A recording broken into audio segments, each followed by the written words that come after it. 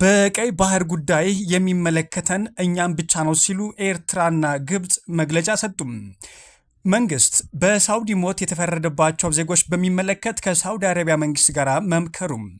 ሰዓቱ እያለቀ ነው ከበድ ያለው የትራምፕ ማስጠንቀቂያም ለኢራን እንደዚሁም የአሜሪካ መሳሪያዎች በኢራን እጅ ስለመውደቃቸው በዜናችን ከያዝናቸው ዋና ዋና ዜናዎች መካከል ይገኙበታል። ሰላም ጤና ይስጥልን እንደምናላችሁ ውድ የኢትዮጵያ ድምፅ ተከታታዮች። የኢትዮጵያ ድምፅ ለግንቦት 10 ቀን 2018 ዓ.ም ያዘጋጃቸው ዜናዎች ከይሳት ጀምሮ ወደ እናንተ የሚያደርሱ ይሆናል። ከዜናዎቻችን ጋር አብራችሁ ትሆኑ ዘንድ በአክብሮት ጋብዘናል። ቀዳሚ ወዳደረግነው ዜናችን አልፈናል። የቀይ ባህር ጉዳይ የሚመለከተው እኛም ብቻ ነው ሲሉ ግብፅና ኤርትራ ተናገሩ።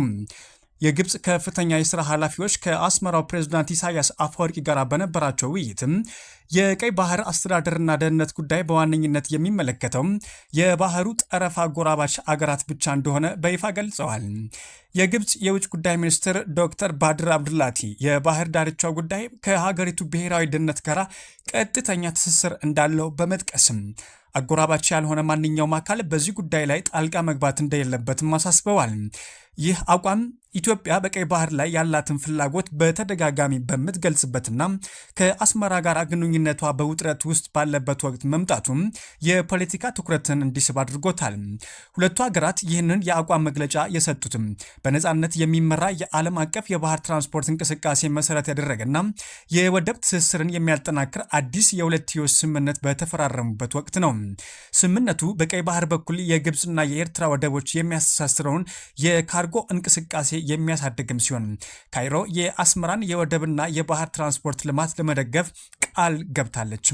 በተጨማሪም ኤርትራ ሉዓላዊነቷና የግዛት አንድነቷን እንዲጠብቅም ግብፅ ሙሉ ድጋፍ እንደምታደርግም ገልጻለች።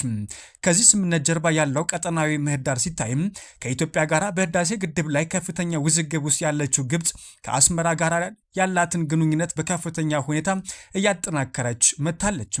በሌላ በኩል የቀጠናው መረጋጋት ያሳሰባት አሜሪካ በኤርትራና በኢትዮጵያ ላይ የጣለችውን የማዕቀብ ገደቦች ያነሳችም ሲሆን የኢትዮጵያ የውጭ ጉዳይ ሚኒስትር ዶክተር ጌዲዮን ጢሞቴዎስም በዋሽንግተን ስለ ህዳሴ ግድብና ቀይ ባህር መወያየታቸውም ይታወሳል።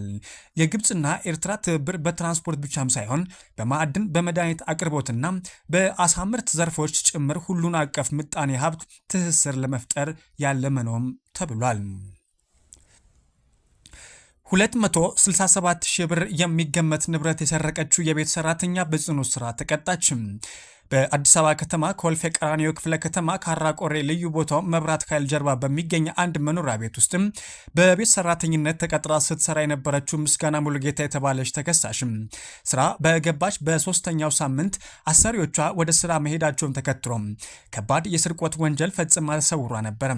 ግለሰቧ ከተቀጠረችበት ቤት ውስጥም ግምታቸው 267340 ብር የሚያወጡ የተለያዩ የአዋቂና የህፃናት አልባሳት፣ ታብሌት፣ ስልክ፣ የወርቅና የብር ጌጣጌጦች፣ የእጅ ሰዓትና ጥሬ ገንዘብ ሰርቃ ማምለጧን የአዲስ አበባ ፖሊስ መረጃ ያመላክታል። ተከሳሿ በወቅቱ ስትቀጠርም በቂ ተያዥና መረጃ ያላቀረበች ቢሆንም የኮልፌ ቀራኒዮ ክፍለ ከተማ የካራ አካባቢ ፖሊስ ጣቢያ ባደረገው ከፍተኛ ክትትል ከተሰወረችበት ከማዕከላዊ ኢትዮጵያ ክልል ጠምባሮ ልዩ ወረዳ ውስጥም ከተሰረቁት ንብረቶቿ ጋር እጅ ከፍንጅ ልትያዝ ችላለችም ተብሏል። ፖሊስ የምርመራ መዝገቡን አጣርቶ ለአቃቤ ሕግ ካስረከበ በኋላ ጉዳዩን የተመለከተው የፌዴራል የመጀመሪያ ደረጃ ፍርድ ቤትም ኮልፌ ቀራኒዮ ምድብ የወንጀል ችሎት የተከሳሿን ጥፋተኝነት በማረጋገጥ በ5 ዓመት ጽኑ እስራት እንድትቀጣ ወስኖባታል። ምርጫ ቦርድ ለግንቦቱ ጠቅላላ ምርጫ በሀገር አቀፍ ደረጃ የጸጥታ ሁኔታዎች ለመከታተል የተሰማራው ቡድን በአብዛኛዎቹ የሀገሪቱ አካባቢዎችም ለምርጫ አስቻይ ሁኔታ መኖር ማረጋገጡን አሳወቀ። ቡድኑ በተለያዩ አካባቢዎች ተዘዋውሮ ያጠናከረው ሪፖርት ግንቦት 6 ቀን በይፋ ለቦርድና ለባለድርሻ አካላት ማቅረቡን ቦርዱ ገልጧል። ከፖለቲካ ፓርቲዎች፣ ከሲቪል ማህበረሰብ ድርጅቶችና ከቦርዱ የተውጣጣው የክትትል ቡድን በ9 ንዑስ ቡድኖች የተዋቀረም ሲሆን የጸጥታ ሁኔታና የፖለቲካ ምህዳርን ፓርቲዎች በነጻነት ተንቀሳቅሰው የምርጫ ስራቸውን እንዲሰሩ የሚያስችል አስቻይ ሁኔታ መኖርም አለመኖራቸው እንደዚሁም የህዝቡን የምርጫ ተነሳሽነትና የምርጫ ካርድ አወሳሰድ ሁኔታን የሚመለከቱ ጉዳዮች እንዳሳሳ ቦርዱ ዛሬ ባሰራጨው መረጃ ጠቅሷል። ሆኖም ቦርዱ ለምርጫ አስቻይ ሁኔታ የሌለባቸው አካባቢዎች የትኞቹ እንደሆኑም ከመግለጽ ተቆጥቧል። የውጭ ጉዳይ ሚኒስትር ዶክተር ጌዲዮን ጢሞቴዎስ የሳውዲ አረቢያ መንግስት በሀገሪቱ ውስጥ የሚኖሩ ኢትዮጵያውያን ዜጎች የደህንነት እንዲያስጠብቅም ጠየቁም። ጌዲዮን ይህን ጥያቄ ያቀረቡት ዛሬ ከሳውዲ ምክትል የውጭ ጉዳይ ሚኒስትር ዋሊድ አልካራጅ ጋር በተወያዩበት ወቅት መሆኑን ውጭ ጉዳይ ሚኒስትር ባሰራጨው መረጃ ገልጧል። ጌዲዮን የሳውዲ አረቢያ መንግስት ለኢትዮጵያውያን ሰራተኞች ህጋዊና የስራ ዕድሎች እንዲያመቻቹም መጠየቃቸውን ሚኒስቴሩ ጠቅሰዋል። ሚኒስትር ዋሊድ ህጋዊ የሰራተኞች ፍልሰት ኢትዮጵያውያን ደህንነቱ የጠበቀ የስራ ቅጥር ዕድል እንዲያገኙ ለማስቻል አስፈላጊ መሆኑን ተናግረዋል ተብሏል። የሳውዲ አረቢያ ፍርድ ቤትም ከአደንዛዥ እጽ ዝውውር ጋር በተያያዘ የሞት ቅጣት የተጣለባቸው በርካታ ኢትዮጵያውያን ጉዳይ በውይይት ወቅት ይነሳ መረጃው አልተመለከተም ተብሏል። ቀጥለናል አድማጮቻችን። አሁን ደግሞ ከውጭ መገናኛ ብዙሃን ወደ ተሰሙ ዜናዎቻችን እንውሰዳችሁም። የአሜሪካ የጦር መሳሪያ በኢራን እጅ ወደቁም። የኢራን እስላማዊ አብዮታዊ ጥበቃ ጦር ከሰሜን ኢራቅ ድንበር ተሻግሮም ወደ አገሪቱ ሊገባ የነበረ እጅግ ግዙፍ የአሜሪካ ሰራሽ የጦር መሳሪያዎችና ጥይቶች ስብስብም በቁጥጥር ስር መዋሉን አሳውቀዋል። እነዚህ ልዩ ወታደራዊ መሳሪያዎች የተያዙትም በምዕራብ ኢራን ኩርዲስታን ግዛት በምትገኘው ባህና ከተማ ውስጥ ሲሆን ለዚህ ሴራ በሰሜን ኢራቅ የመሸጉ ጸረ ኢራን ቡድኖች ተጠያቂ መሆናቸውም ተገልጿል። ቡድኖቹ መሳሪያዎቹን ዓለም አቀፋዊ ድንበር አቋርጠው ወደ ኢራን ግዛት ለማስገባት ያቀዱትም በሀገር ውስጥ የሽብርና የማፍረስ ተግባራት ለመፈጸም እንደነበረ የደህንነት ባለስልጣናት አረጋግጠዋል። ይህንን ወታደራዊ ሴራ ያከሸፈው የኢራን አብዮታዊ ጥበቃ ጦርም በጎረቤት አገር መሽገው ለሚንቀሳቀሱ አውታር መረቦችና ተላላኪዎቻቸውም እጅግ ከባድና ከፍተኛ ማስጠንቀቂያ ተሰጥቷል ነው የተባለው። በመግለጫውም የአገሪቱ ደህንነት አደጋ ላይ የሚጥል ማንኛውም አይነት እንቅስቃሴ በኃይልና በቆራጥነት እንደምንመክት እናስጠነቅቃለን፣ የምንሰጠው ምላሽም በእርግጥ ይጸጽታችኋልን ብለዋል። የኢራን የድንበር ጥበቃና የሀገር ውስጥ የደህንነት ኃይሎች የሀገሪቱን ሉዓላዊነትና የፖለቲካ መረጋጋት ለማስከበር በአሁኑ ወቅትም በተሟላ በከፍተኛ ዝግጁነት ላይ እንደሚገኝም አክሎ ገልጿል። ትራምፕ ኢራንን አስጠንቅቀዋል። ጊዜው እያለቀ ነው፣ ፈጥናችሁ ተንቀሳቀሱ ሲሉ መልእክታቸውን አድርሰዋል። የአሜሪካው ፕሬዝዳንት ዶናልድ ትራምፕ ለቴህራን መሪዎች ጊዜው እያለቀ ነው ሲሉም ጠንካራ ማስጠንቀቂያም የሰጡም ሲሆን በአስቸኳይ እርምጃ ካልወሰዱ አስከፊ መዘዝ እንደሚጠብቃቸውም ዝተዋል። ትራምፕ በትሩዝ ሶሻል ገጻቸው ባስተላለፉት መልእክታቸውም ለኢራን ሰዓቱ እየቆጠረ ነው፣ ፈጥነው ቢንቀሳቀሱ ይሻላል፣ ካልሆነ ግን ከነሱ ምንም የሚተርፍ ነገር አይኖርም ሲሉም ዝተዋል። አሁን ጊዜው ወሳኝ ነው በማለትም አሳውቀዋል።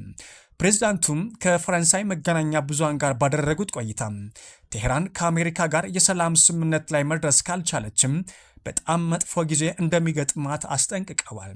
ካልተስማሙ በጣም መጥፎ ጊዜ ያሳልፋሉ፣ ስምምነት ቢያደርጉ ይሻላቸዋል ያሉት ትራምፕ ከጀርባቸው ማዕበል የመዛባት ባህርና የአሜሪካ ባህር ኃይል አድሚራል የሚታይበት እንደዚሁም ከማዕበሉ በፊትም ጸጥታ ነበር የሚል ጽሑፍ ያለበትን በኤአይ የተሰራ ምስልም አጋርተዋል።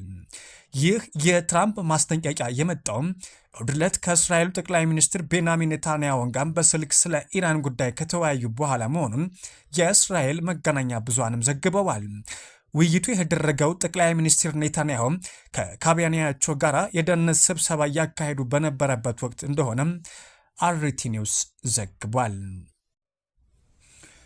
በኤምሬትስ የኒውክሌር ጣቢያ ላይ የተሰነዘረው የድሮን ጥቃት የቀጠናውን ስጋት አባብሶታል። የተባበሩት አረብ ኤምሬትስ የፕሬዝዳንት አማካሪ አንዋር ጋርሻ በባራክ የኒውክሌር ኃይል ማመንጫ ጣቢያ ላይ የተፈጸመው ይህ የሽብር ኢላማ ዓለም አቀፍ ሕግን የጣሰና አደገኛ ውጥረት ቀስቃሽ ድርጊት ሲሉም ኮንነዋል። ጥቃቱ በቀጥታም ይሁን በተላላኪ ኃይሎች አማካኝነት ይፈጸም በኤምሬትስና በአካባቢው የሚኖሩ ንጹሐን ዜጎች ሕይወት ላይ ግን የተጋረጠ ወንጀለኝነት የተሞላበት ንቀት መሆኑን ጋርጋሽ ገልጸዋል። አማካሪው በኤክስ ገጻቸው ባስተላለፉት መልእክታቸው የኤምሬትስን እጅ ማንም ሊጠመዝዝ አይችልም በማለትም የሀገራቸውን ጽኑ አቋም አሳይተዋል። በሌላ በኩል ኳታር በኤምሬትስ የባራክ ኒውክሌር ጣቢያ ላይ የተሰነዘረውን የድሮን ጥቃት አጥብቃ የኮነነችም ሲሆን ድርጊቱ ዓለም አቀፍ ሕግን በግልጽ የጣሰና ለቀጠናው ሰላምና መረጋጋት ከባድ ስጋት መሆኑን አሳውቃለችም። የኳታር የውጭ ጉዳይ ሚኒስቴር ባወጣው መግለጫው ጥቃቱ እንደነዚህ ያሉ ቁልፍ ተቋማትና የሲቪል መሰረተ ልማቶችን ኢላማ በማድረግም ሁሉንም ቀይ መስመሮች ያለፈ ነው ሲሉም ወቅሰዋል። ኳታር በተባበሩት አረብ ኤሚሬቶች ጎን ሙሉ በሙሉ እንድትቆም የገለጸችም ሲሆን አገሪቱ ሉዓላዊነቷን፣ ደህንነቷና የተቋሞቿን ሰላም ለመጠበቅ ለምትወስደው ማንኛውም እርምጃም ሙሉ ድጋፍ እንደምታደርግም ሚኒስቴሩም በይፋ አሳውቀዋል። ውድ የኢትዮጵያ ድምፅ ተከታታዮች የኢትዮጵያ ድምፅ ለግንቦት 10 ቀን 2018 ዓ.ም ያዘጋጃቸው የሀገር ቤትና የባህር ማዶ ዜናዎች እነኝን ይመስላሉ። ከዜናዎቻችን ጋር አብራችሁ ስለነበራችሁም ከልብ እናመሰግናለን። ሰላምን ተመኘ